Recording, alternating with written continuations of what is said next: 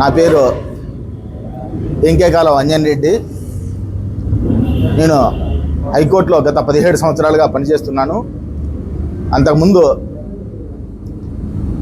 93 నుంచి నేను ఆర్ఎస్ఎస్కి సంబంధించిన వ్యక్తిని, ఆర్ఎస్ఎస్ ఒక స్వయం సేవకుని. ఆ తర్వాత ఏబీవీపీలో రాష్ట్ర కార్యవర్గ సభ్యునిగా 3 పర్యాయాలు కొనసాగాను. మీ అందరికీ తెలుసు, మనందరం కూడా గతంలో నేను విద్యార్థి పరిషత్ కార్యకర్తగా ఒక 5వ సంబంధించిన దాని వ్యక్తిగా పనిచేశాను. గత 30 సంవత్సరాలుగా నేను బీజేపీ పార్టీకి సింపథైజర్నే. అయితే బీజేపీ పార్టీలో నాకు ఎప్పుడు సభ్యత్వం లేదు. మా తమ్ముడు కూడా గత ఎలక్షన్స్లో బీజేపీ పార్టీని ధర్మవరం నియోజకవర్గం ఫోన్ చేశాడు. గౌరవ మంత్రివర్గంగా ఉన్న సత్యకుమార్ గారు ధర్మవరం నియోజకవర్గం రాకముందు వరకు మా తమ్ముడే ధర్మవరం నియోజకవర్గానికి ఇన్ఛార్జిగా ఉన్నారు. గతంలో మేము గత 30 సంవత్సరాల నుంచి కూడా మేము బీజేపీ పార్టీ కోసం పనిచేస్తున్నాము. గత 3-4 ఎలక్షన్స్ నుంచి కూడా మేము తెలుగుదేశం పార్టీ తరఫున కానీ బీజేపీ పార్టీ తరఫున కానీ ఏజెంట్లుగా మా సొంత ఊర్లో కూర్చొని మా నియోజకవర్గంలో మేము కూటమి ప్రభుత్వానికి గత ఎలక్షన్స్లో పనిచేసాము. మొన్న కూడా మా చిన్న తమ్ముడు తెలుగుదేశం పార్టీ తరఫున ఎంపీ తరఫున ఊర్లో ఏజెంట్ కూర్చున్నాడు. అంతకుముందు నేను ఏజెంట్ కూర్చున్నాను. గతంలో అనేక పర్యాలు మేము పనిచేసాము. మాకు బీజేపీ పార్టీకి అంటే విడదీయని అనుబంధం ఉన్నది. అయితే ఇటీవల మనకి ధర్మవరం నియోజకవర్గంలో సత్యకుమార్ గారు వచ్చిన తర్వాత, ఆయన గెలిచిన తర్వాత ధర్మవరం నియోజకవర్గంలో నాన్ లోకల్ వ్యక్తులని కర్నూలు నుంచి కానీ, చిత్తూరు నుంచి కానీ, మదనపల్లి, పొద్దుటూరు ఇట్లా ఏ ఊరు నుంచి అంటే ఆ ఊరు నుంచి తీసుకొచ్చి ఒక చదువు సంధ్య లేని వ్యక్తులు కొంత జనాన్ని, ఒక హరీష్ కుమార్ అనే వ్యక్తి కొంచెం చదువుకునే గతంలో ఏబీవీపీలో పనిచేసిన వ్యక్తే, ఆయన చెప్తే మిగతా వాళ్ళు ఒక చిన్న ఆయన దగ్గర డ్రైవర్లని ఇంకోటి అటెండర్లని పెట్టుకొని వాళ్ళందరి ద్వారా ధర్మంలో రౌడీజం చేస్తున్నారు. అదేవిధంగా సత్యకుమార్ అనే వ్యక్తికి సిద్ధాంతం కంటే కూడా డబ్బుల మీద ఎక్కువ వ్యామోహం ఉంది. దీనికి నేను ఒక ఆయనతో విభేదించి గతంలో ఎలక్షన్స్లో నేను వ్యక్తిగతంగా పనిచేయలేదు. ఆయనకు సంబంధించిన ఒక మిత్రుడు కూడా నాకు పని చేయమని చెప్పి ఒక శ్రీరామనవమి రోజు పలానా పంచాయతీ ముందు మీ ఊరికి వస్తాము, నీతో మాట్లాడతామన్నా రావాల్సిన అవసరం లేదు, నేను పని చేయను మీకు, అంటే మీ తరఫున నేను ప్రచారం చేయను, అంతా చేస్తాను, మీరైతే గెలుస్తారు, మీరు గెలిచినా ఏమైనా కూడా నేనైతే మీ దగ్గరికి రాను, మీకు పని చేయనని కూడా చెప్పాను.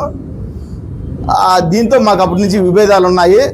నాకు సత్యకుమార్ కానీ ఆయనకు సంబంధించిన వ్యక్తులు కానీ, ఆయన ఈరోజు మీరెవరో తెలియదు అనే ఒక ఏదో డైవర్ట్ పాలిటిక్స్ మాదిరిగా తెలియదు, మైండ్ అది ఏదో మాట్లాడుతున్నాడు. దానికి సంబంధించి నిన్న విలేకరులు దాన్ని కూడా అదే మాట ఆయన మాట్లాడాడు.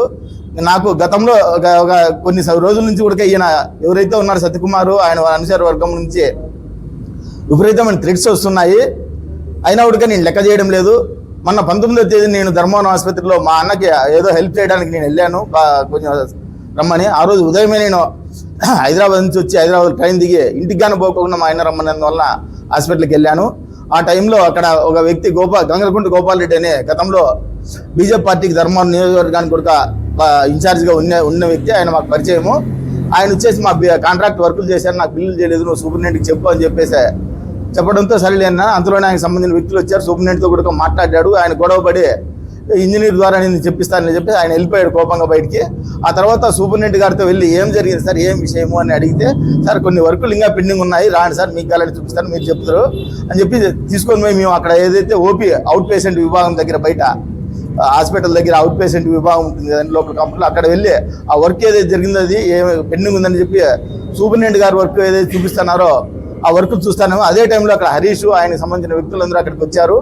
వాళ్ళకి మనకు కొంచెం అంటే సరిపోదు కాబట్టి నేను మౌనం తప్పించుకొని పక్కకు వచ్చే ప్రయత్నం చేశాను. ఆ సమయంలో ప్రవీణ్ అనే వ్యక్తి, అన్న నువ్వు అంజన్ రెడ్డి కదా పరిచయం చేసుకుని నా దగ్గరికి వచ్చేసి అన్నాడు, అవును బాబు నేను ఎవరు నిన్ను గుర్తుపట్టలేదు అని. అన్న నా పేరు ప్రవీణ్ కుమార్ యాదవ్ అని, ఏ ఊరు నిన్ను చూడలేదు, గుర్తుకు రాలేదని నేను. ఆయన అన్న నాది కర్నూలులో అయితే నాకు చాలా రోజులు ఏంది కదమ్మా, గుర్తుపట్టలేదు, అందులో అద్దాలు పెట్టి టిప్ టాప్ అన్నావు, నేను గుర్తుపట్టలేదు అని నేను. ఆ పరిచయం చేసుకునే వ్యక్తి కొంచెం దూరంగా ఉండే వ్యక్తి దగ్గరికి వచ్చేసి వెంటనే నా భుజం మీద చేసి గట్టిగా పట్టుకొని ఆ ఫోన్ లాక్కొని గబాని నా తల మీద దాడి చేశాడు. ఆ టైంలో నేను వెంటనే ఆయన నుంచి తప్పించుకోవడానికి వెనక్కి పక్కకి వెళ్ళాను. వాళ్ళు పడతారని నేను అనుకోలేదు. అప్పుడు హరీష్ సూపరింటెండెంట్ అక్కడ పక్కన దగ్గర వెళ్ళినా వెంటనే ఇంకో వ్యక్తి వచ్చి నన్ను మొహం మీద అక్కడ ఇక్కడ కొట్టారు. నేను పడిపోయాను, నా రక్తం కారింది. మిగతా వాళ్ళు కూడా వచ్చేసి వాళ్ళు ఇష్టానుసారం కొద్దీ నన్ను కొట్టడం జరిగింది. అయినప్పుడు కూడా నేను అక్కడ ఓపీ దగ్గర అక్కడ ఉన్న వ్యక్తులు వచ్చేసి తీసుకొని వచ్చి ఇమీడియట్గా ఎమర్జెన్సీ దానికి తీసుకొని వచ్చి నా ట్రీట్మెంట్ చేయించే ప్రయత్నం చేశారు. ఆ తర్వాత నా ఫోన్ లాక్ వెళ్ళారు, నాకు ఇమ్మని కూడా ఇవ్వడం లేదు. దీనిపైన నిన్న మంత్రి గారు మన మిత్రులు విలేకరులు అడిగితే ఆయన చెప్పిన మాటలు ఏమంటే, నేను ఒక వ్యక్తిని కులం పేరుతో దూషించినానని చెప్తున్నాడు. నేను ఎవరైతే కులం పేరుతో దూషించినాడని చెప్తున్నాడో ఆ వ్యక్తి కానీ, లేదంటే మంత్రి గారు కానీ ఆ వ్యక్తిని తీసుకొని వచ్చినా కూడా ధర్మవరంలో దుర్గమ్మ గుడి, చెన్నమ్మ గుడి, చెన్నకేశ్వర స్వామి గుడి, మరి లేదంటే ఇంక ఎక్కడైనా గుళ్ళకి రండి, నేను ప్రమాణం చేస్తా. మీరు ప్రమాణం చేస్తారా నేను దూషించినానని? నేను దూషించలేదని చెప్తా. ఆ వ్యక్తినే కాదు, నా మీద నన్ను ఎవరైతే కంప్లైంట్ ఇచ్చారో ఆ వ్యక్తిని కాదు, నా జీవితంలో ఏ వ్యక్తిని కూడా నేను కులం పేరుతో దూషించడం కానీ అవమానపరచడం కానీ చేయలేదు. దీనికి నేను ఎప్పుడైనా కూడా ఎక్కడైనా కూడా ప్రమాణం చేసి నేను చెప్తానని చెప్తున్నాను. మీరు దానికి సిద్ధంగా ఉన్నారా? దీనికి లేదంటే నువ్వు ఆరోగ్య శాఖ మంత్రివి కదా, ధర్మానం హాస్పిటల్లో గలాట జరిగిందంటున్నావు.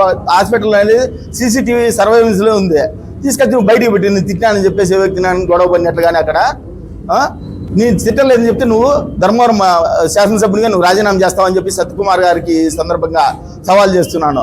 లేదు, నేను తిట్టినానని చెప్పి నిరూపణ అయితే నేను ధర్మవరం నియోజకవర్గంలోకి మా సొంతూరైనా అడుగు పెట్టను. మీరు ఏం చెప్తే దానికి శిక్షకు నేను సిద్ధంగా ఉంటానని చెప్పి సత్యకుమార్ గారికి నేను ఈ సందర్భంగా తెలియజేస్తున్నా.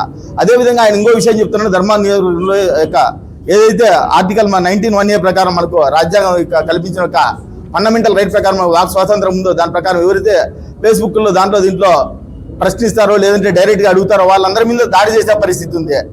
ఆయన దీన్ని అడ్డం పెట్టుకొని ఇటీవల ఒక వైఎస్ఆర్ వాళ్ళు జనసేన పార్టీకి సంబంధించిన రాష్ట్ర ప్రధాన కార్యదర్శి చిలకం మధుసూదన్ రెడ్డి గారికి ఫేస్బుక్లో బెదిరించి దాన్ని అడ్డం పెట్టుకొని దానికి దీనికి లింక్ చేసి డైవర్ట్ పాలిటిక్స్ చేసి ఆయనకి లేదని చెప్తున్నారు. అయ్యా నేను అడుగుతున్నాను, చిలకం మధుసూదన్ రెడ్డి గారికి నిజంగానే థ్రెట్ ఉంది. వాళ్ళకి ఫేస్బుక్లో కూడా బెదిరించారు ఆయన ఆపోజిట్ పార్టీ వాళ్ళు కానీ ఇంకొకరు కానీ శత్రువులకు సంబంధించిన కానీ. ఆయనకి అట్లాంటి వ్యక్తికి గౌరవ హైకోర్టు ఆయనకి 1+1 ఆన్ పేమెంట్ గన్మ్యాన్ ఇవ్వమని చెప్పింది. చెప్తే నువ్వు గన్మ్యాన్ కూడా ఇవ్వలేదు. దానికి అడ్డపడితే నువ్వు కాదు సత్యకుమార్ గారు. ఆయన ఇంతవరకు డబ్బులు కూడా కట్టాడు పోలీసు వాళ్ళకి, నాకు ఇవ్వండి అని చెప్పి హైకోర్టు ఆర్డర్తో పాటే. ఆయనకి హైకోర్టు ఆర్డర్తో పాటు గన్మ్యాన్ ఇమ్మని చెప్పినా కూడా ఆయనకు అడ్డపడుతుండేది నువ్వు కాదా? ఒకవేళ నువ్వు అడ్డపడుకుంటే నీకు ఒక మన కూటమిలోనే వ్యక్తే కదా చిలకం మధుసూదన్ రెడ్డి గారు, మన కూటమి పార్టీకి సంబంధించిన వ్యక్తి, అందులో రాష్ట్ర స్థాయి బాధ్యత ఉన్న వ్యక్తి. అట్లాంటి వ్యక్తి మీ యొక్క సహచార మంత్రికి, హోంశాఖ మంత్రికి కానీ లేదంటే మిగిలిన మంత్రికి కానీ ముఖ్యమంత్రి గారికి కానీ వారి దృష్టికి తీసుకొని నువ్వు ఎందుకు గన్మ్యాన్లు కలిపలేదు? నీ ఉద్దేశము ఒక చిలకం మధుసూదన్ రెడ్డి గారు గన్మ్యాన్ కలిపావు. గతంలో ఒక మాజీ శాసనసభ్యులు గోనుగుంట్ల సూర్యనారాయణ గారు కూడా గన్మ్యాన్ గారిని కేంద్ర ప్రభుత్వానికి అర్జీ పెట్టుకుంటే ఆయనకి రాకుండా అడ్డపడేది సత్యకుమార్ కాదా అని నేను అడుగుతున్నా. ఎందుకంటే నీకు వీళ్ళంతా వస్తే నీకు రేపు పొద్దున్నే అడ్డం అవుతుందని చెప్పి ఉద్దేశంతో ఇలాగ చేస్తున్నావు అని చెప్తున్నా. అదే సమయంలో నువ్వు వైఎస్ఆర్ పార్టీకి సంబంధించిన ఏదిరెడ్డి వెంకటరామరెడ్డి గారికి గన్మ్యాన్ కల్పించడానికి కూడా నువ్వే ఆయన శాసనసభ సభ్యత్వం కాలం పూర్తి అయిన తర్వాత కూడా నువ్వు ఈ రోజు కూడా ఆయన గన్మ్యాన్ కల్పిస్తున్నావు. దానికి హెల్ప్ చేస్తున్నది నువ్వు కదా అని చెప్పి సత్యకుమార్ గారిని అడుగుతున్నాను నేను. అదేవిధంగా ఆయన ఇంకో మాట కూడా చెప్తున్నాడు, కొందరు మానసిక స్థితి సరిగ్గా లేదు అని చెప్పేసి. అయ్యా నేను ఫేస్బుక్లో నేను పెట్టాను ఏమని, నువ్వు ఎలక్షన్ కమిషన్కి ఏమన్నా అప్పుడు ఇచ్చావండి సత్యకుమార్ గారు మీరు? ఎలక్షన్ కమిషన్కి సత్యకుమార్ గారు ఇచ్చిన అఫిడవిట్ ఇదే. ఈ రోజు మనము ఎవరైనా కానీ పబ్లిక్ ఎవరైనా కానీ ఒక ఎలక్షన్ కమిషన్కి సంబంధించిన సైట్లో ఎవరైనా కూడా అందరి అఫిడవిట్లు చూసుకోవచ్చు. దీంట్లో ఆయన ఏమని ఇచ్చాడు,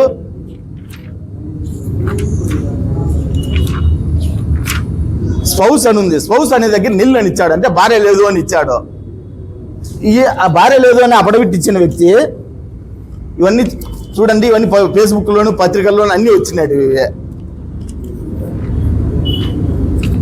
త్రివేణి అనే వ్యక్తి అనే ఒక మహిళ యొక్క వచ్చేసి ధర్మవరంలో నేను ఆయన భార్యని చెప్పి గతంలో ప్రచారం చేసింది, ఇప్పుడు కూడా తిరుగుతున్నది ఇదే.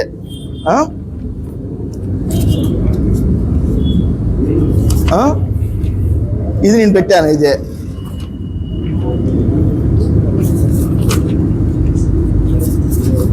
ఇప్పుడు ఆ యొక్క తిరుగుతుంది, మన పత్రికల్లో అన్ని కూడా వచ్చింది, పత్రికలకి తెలుసు.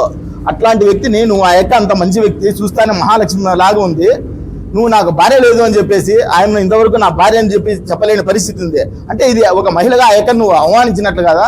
అయ్యా నాకు ఒక RSS భావజాలం నుంచి హిందువులకు సంబంధించిన సిద్ధాంతాల నుంచి వచ్చే వ్యక్తినే. ఒక భార్యను కూడా మాతృదేవో పితృదేవో అనే అట్లా ఒక భార్యను కూడా నేను ఒక తల్లిగా చూసే ఒక సంస్కృతి తెలిసిన వ్యక్తిని నేను. ఇట్లాంటి వాడిని మీల్ని కానీ మీ కుటుంబ సభ్యులు కానీ నిన్న కాదు ఏ వ్యక్తి ఒక కుటుంబ సభ్యులు కానీ అవమానపరిచే ఉద్దేశం నాకు లేదు. అయ్యా నేను ఇప్పుడు కూడా నీకు అడుగుతున్నా, నువ్వు భార్య లేదని ఎలక్షన్ కమిషన్కి అఫిడవిట్ ఇచ్చావు, త్రివేణి గారు నీ భార్య అని చెప్పేసి ఆ యొక్క ఏమో చెప్తున్నదే. నువ్వు ఎందుకు ఆమె నా భార్య అని చెప్పలేకపోతున్నావు? ఒకవేళ నీ భార్య కాదు అనుకో, ఆమెకు నాకు సంబంధం లేదు, నా భార్య కాదు అని చెప్పు, అయిపోయాడికి. There is the matter. Why prolong this all these unnecessary things? నీ ఒక రౌడీలను పెట్టుకోను, ఇంకోటి పెట్టుకోను, నా కుటుంబ సభ్యులు అట్లా మాట్లాడినా నేనేం మాట్లాడినా నీ కుటుంబ సభ్యుల నుంచి నిన్ను గురించి. కానీ నువ్వు భార్య లేదని ఎలక్షన్ కమిషన్ తప్పుడు ఇచ్చావు. ఇచ్చిన దానికి నువ్వు ఆమె ఐక్యం ఉంది, మంచి మహాలక్ష్మి రాగా మంచిగా ఉంది. అట్లాంటి వ్యక్తి నువ్వు లేదు అని చెప్పడం అనే ఒక మహిళను అవమానించడం కాదా?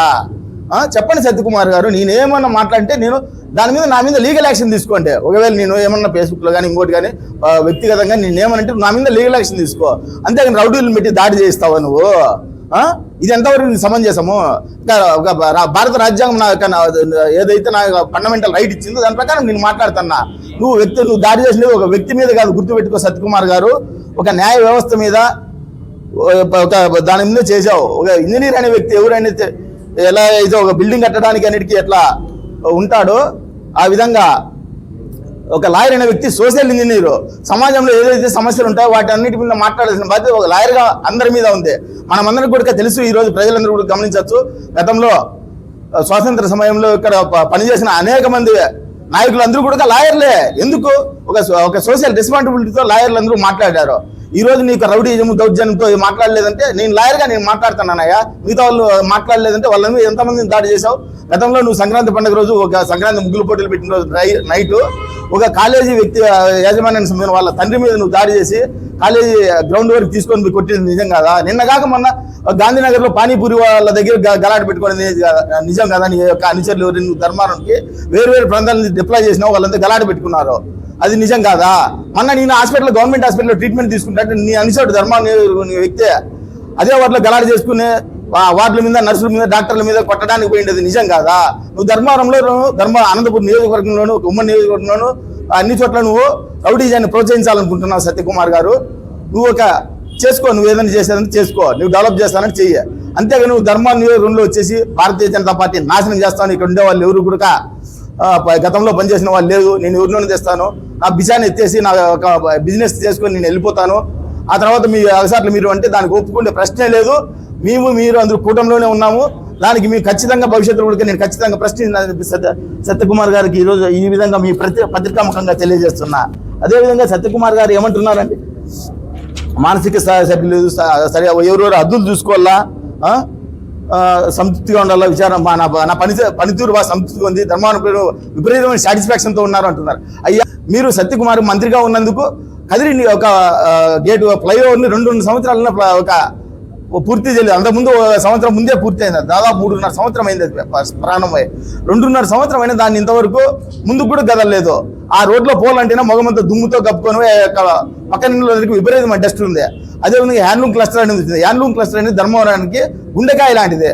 దానికి నువ్వు డబుల్ రేట్ వేసి నీ యొక్క వ్యాపారాన్ని నువ్వు చేసుకుని నువ్వు కమిషన్లు చేసుకున్నావు. కానీ ధర్మాను ఎక్కడ హ్యాండ్లూమ్ క్లస్టర్ని ఒక ప్రత్యేక ప్రాంతంలో పెట్టాలా, ఏదో ఒక మార్కెట్ యార్డ్లో రైతులకు సంబంధించిన దాన్ని ఒక స్థలాన్ని తగ్గిపోయే విధంగా చేసి ఒక గోడౌన్లో చేసి రిబ్బన్ కటింగ్ చేస్తే అది హ్యాండ్లూమ్ క్లస్టర్ అయిపోతుందా? ఈ ధర్మవరం ప్రజలకి ఒక తీరని లోటు చేయడం కదా, ధర్మవరం ప్రజలు పొట్టగొట్టడం కాదని చెప్పి సత్యకుమార్ గారిని అడుగుతున్నా. అదేవిధంగా నేను ఎవరెవరు హద్దులు వాళ్ళలో ఉంటాను. అయ్యా, నేను దానికి తెలుసు, నా హద్దులో నేను ఉంటాను, నేను ఎక్కడ లేదు, నువ్వు కూడా నీ హద్దులో ఉంటావు. నా హద్దులు నేను ఎక్సీడ్ అయ్యాను అనుకోండి, మీరు లీగల్ యాక్షన్ తీసుకోండి. నా మీద దాడి చేయాల్సిన పని ఏముంది? నా మీద కాదు, మీరు చేసినది ఒక అంజన్ అనే వ్యక్తి మీద, ఒక లాయర్ మీద కాదు, ఇది ఒక న్యాయ వ్యవస్థ మీద మీరు దాడి చేసినది. అది గుర్తుపెట్టుకుంటే మంచిదని చెప్పేసి ఒక సత్యకుమార్ గారికి నేను తెలియజేస్తున్నాను. అదేవిధంగా ఆయన ఏమంటారు, మేము వైసీపీకి పనిచేసే వాళ్ళమంట.